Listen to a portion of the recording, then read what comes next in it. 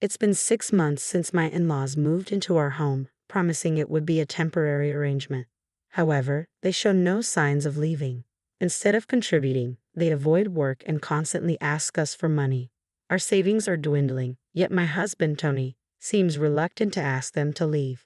Whenever I glance up, I catch my father-in-law and mother-in-law smirking at me, pushing me to the brink of my patience. If they think they can mock me without consequences, they're sorely mistaken. My name is Anna. I'm 35 years old and have been married to Tony for 5 years. We met at our favorite bar and got married after dating for 18 months. We've faced our share of challenges, but overall, life has been good. Tony, what time do you think you'll be home today? I asked, trying to keep my frustration in check. Maybe around 7 o'clock p.m. I might have to work late today. For dinner, just make something when we get back. I'll be watching TV till then. All right. Although we both work, I handle all the housework. We initially agreed to share responsibilities, but Tony hardly helps. When he does, it's usually to complain. Argue only leads to more disputes and he just stops doing chores altogether. It's quicker if I just do everything myself. This has been our routine since our 2nd year of marriage. Then one day, I came home from work to find Tony deep in conversation on the phone. Oh, okay, that's fine with me. Got it, I'll let Anna know. Talk later. He hung up and I asked, who was that? Oh, that was Dad and Mom. Apparently, they got a leak in their house. A leak? Especially during this rainy season? Yeah, and they want to stay with us for a while. Stay with us? You mean move in? Well, we do have the extra room. It's not a big deal. Are you kidding me? I don't want to live with them, especially not those two. I'm not thrilled about living with my in-laws for a reason. They're terrible with money. My father-in-law is obsessed with the lottery despite having a stable job. My mother-in-law works part-time just once a week. They constantly waste money and frequently ask us for financial help. When my step-grandfather was hospitalized, my in-laws didn't even visit. I was the one caring for him and visiting regularly. Anna, I can't thank you enough. Don't mention it. We're family. Here's a week's worth of clothes for you. Always so kind. If my family ever causes any trouble, let me know right away. I'll take care of it. Thank you. I just hope things get better soon. I'll repay your kindness someday. After his release, my step-grandfather, disillusioned with my in-laws, asked them to leave. With nowhere else to go and minimal savings, they ended up renting a cheap apartment. So when Tony refers to the parents' house, he's talking about the apartment my in-laws moved into. Their behavior is so troubling that even their own parent disapproves, which makes me all the more anxious about having them live with us. I'm sorry, but I can't just let them move in all of a sudden, I told Tony firmly. What? I understand they're in trouble, but remember when they asked us for money for living expenses? If they move in with us, they'll depend on us even more. Don't worry, I'll talk to them about it. Talk to them. What exactly will you say? I'll suggest they each cover their own expenses. That should work, right? But you want them to stay in a house with a leak? That's not what I meant. Tony gave me a stern look, and I felt a pang of guilt. I don't want to be cold to my in-laws, but given our past, I'm apprehensive about living together. Still, I can't just abandon them. Reluctantly, I agreed to Tony's plan. Okay, but just until the leak is fixed, right? Yeah, I guess so. So, it's temporary. That's what I said. They're struggling. They'll be here tomorrow. Got it, but make sure you talk to them about handling their own expenses, okay? Tony rolled his eyes and said, yeah. What's with the attitude? After all the concessions I've made, this is how he responds. All I can do now is hope the repairs get done quickly. The next morning, while it was still early, the doorbell rang. I answered the door to find my parents-in-law standing there. Hi, Anna. Good morning. Anna, it's been a while. Shall we come in? Father-in-law, mother-in-law, I thought you were coming later today.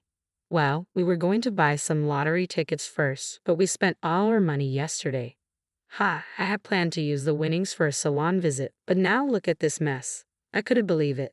If they'd spent all their money, just how much had they wasted on lottery tickets? Could they really manage their own expenses? My anxiety was through the roof from the start, and as I feared, my worries soon came true. 2 weeks in, I opened the fridge to find it completely empty, no eggs, bacon, veggies, or even bread. Wait, what happened? All the food was here last night. Mother-in-law, coming down the stairs looking groggy, Asked morning Anna. Is breakfast ready? No, because all the food from the fridge is missing. Did you? The fridge, the eggs, the bacon, the bread. I was saving that for breakfast. I couldn't hide my frustration. Mother-in-law's face brightened. Oh, we had that as a midnight snack. You ate everything as a midnight snack. We were hungry. Me, your husband, and Tony. We just cooked up what we found. Without asking me, it's not just about being family. I had plans for that food. Well, I'm hungry now. I've already told you, since you ate everything, there's nothing left for breakfast. So now it's our fault. Maybe if you stocked up better. What? Just get something for breakfast now. I was fuming at mother-in-law's selfish comments. The idea of shopping for breakfast ingredients when I was about to head to work was ridiculous. I quickly got dressed and left for the office without saying a word. Soon after, I started receiving angry text messages from both Tony and mother-in-law. Where are you? Husband and Tony are up. Hey Anna, where did you go? My parents are hungry. You didn't go to work, did you? What about our breakfast? Anna, don't ignore mom's messages. It's rude. My phone buzzed constantly with a flood of pointless messages. Naturally, I didn't respond and ignored them all. When I returned home, Tony and my in-laws were there, arms crossed and visibly upset. Waiting for me, Tony glared at me and spoke with frustration. Anna, what the hell? What? Mom and Dad were starving because you ate everything. And wasn't the agreement that we all contribute to living expenses? Yeah, I'm paying for everything. Stop making a fuss every time. So you see, it's not just a fuss. This is important, and the living expenses. Well, that was your idea. Enough. I'll cover Mom and Dad's expenses. Just take care of the housework, okay? After shouting at me, Tony stormed off to the living room. My in-laws stood there, smirking at my expense. Why am I being blamed for everything? This whole mess started because of them, not me. From that day forward, their condescending attitudes only seemed to increase. Despite my mounting frustration, I tried to manage each day as best I could. Then 6 months into living with my in-laws, I checked our joint bank account for the first time in a while and was stunned by what I saw. What? What's going on? Nearly $20,000 is missing. The balance was far lower than the last time I checked. There were not only direct withdrawals but also transactions from the debit card that Tony uses. I knew I had to confront him immediately. Tony, what's going on here? Why are you shouting? Just calm down. Calm down? Look at this. Explain. I thrust the bank statement at him. Oh, that. What's the big deal? The big deal? Look, where did $20,000 go? This is the account for your debit card, right? What did you spend it on? It wasn't me. I gave that debit card to Mom and Dad. What? The shocking revelation made everything go dark. I was desperate for answers. Why are they using a card linked to our joint account? What choice did I have? Mom and Dad said they were broke, and I promised to cover their living expenses. Well, I didn't know about that. If you made the promise, Tony, you should have used your own account. Why did it come out of our joint account? Ah, you always blow things out of proportion. What's the big deal? They're family too, right? I was fed up with Tony's blatant misuse of our funds. All the frustration I'd been holding back surged to the surface. I've had enough. Just because they're family doesn't mean they can do whatever they want. That account holds half of my savings too. Out of the $30,000 we had, $20,000 is gone, $5,000 more than your share. Since when did you become so greedy? It's really unattractive. I'm not being greedy, but how long are you planning to let your parents stay with us? It's been 6 months. The roof repair should have been finished by now. Raising my voice, I stared at Tony, trying to process his words. Repairs? Oh, you mean for their place? They decided to give that up. Wait, give it up. They said this place was cozy and didn't want to spend money on repairs, so they ended their apartment lease. Looks like we'll be living together for the foreseeable future. This had to be some sort of joke. I hadn't agreed to this. Who cares what you think? They're family. You're just a daughter-in-law. Sit down, be quiet, and deal with it. A surge of anger, unlike anything I'd ever felt, coursed through me. Is that how they see it? That I'm the villain here? If that's the way they want to play it, I'm done holding back. Determined to take action, I picked up the phone and called someone I needed to come over. A few hours later, Tony's step-grandfather arrived in response to my call. The sight of him visibly unsettled Tony and his parents. "Gee, grandfather, what are you doing here?" Tony stammered. Before Tony could say more, the step-grandfather spoke firmly. "What do you think you're doing?" Anna filled me in on everything. "Gee, grandfather, why the sudden visit?" "Anna told you. We haven't done anything." "Be quiet, Tony.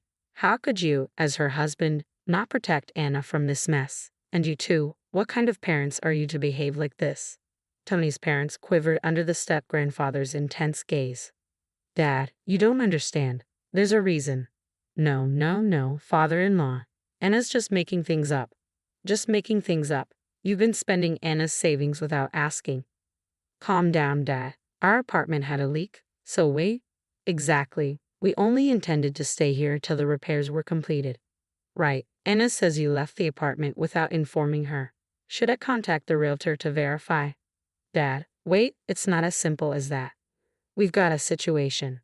Frustrated, the step-grandfather interrupted. "You all need to stop this. You might think you can do whatever you want because I'm not around, but you're mistaken. I'm glad I exchanged contact details with Anna for situations like this." Dad and Anna exchanged contacts. When? "Be quiet. Do you understand how generous Anna has been up to now?" "Yes, we're sorry. Listen, if you've ever caused trouble for Anna again, I won't hesitate to cut ties with all of you and expose your disgrace to the entire family. Do you understand?" "Yes, we understand. We won't do it again. Please forgive us." Tony's parents, tearful and desperate, pleaded for mercy as the step-grandfather made his demands clear. "You have 1 month to repay every cent of Anna's money. If not, I'll sever all ties, and Tony, from now on, I'll be living here with you. Any objections?" "Live here with you? Got a problem with that, Tony?" the step-grandfather pressed. "No, not at all." Tony and his parents were visibly shaken by the step-grandfather's words. Afterward, the step-grandfather had Tony's parents removed and took on the role of guardian, moving into our home.